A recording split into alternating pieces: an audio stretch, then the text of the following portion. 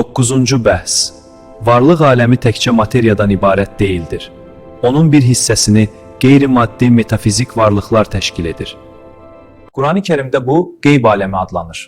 Maddi varlıqlar Allahın izni ilə bir-birinə təsir göstərdiyi kimi, qeybi qeyri-maddi varlıqlar da maddi aləmə Allahın izni ilə təsir göstərə bilir. Allah Taala Qurani Məciddə mələklərin təbiət aləminin hadisələrinə təsirindən söz açaraq buyurur.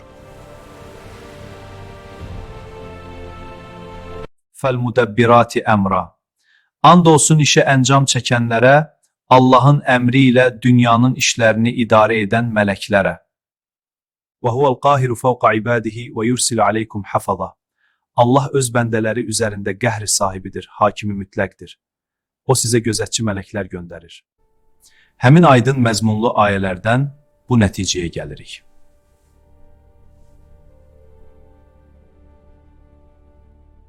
Maddi və qeyri-maddi varlıqlardan ibarət yaradılış aləmi, ona hakim olan səbəb-nəticə qanunu əsasında Allahın iradəsi ilə mövcuddur və ondan asılıdır.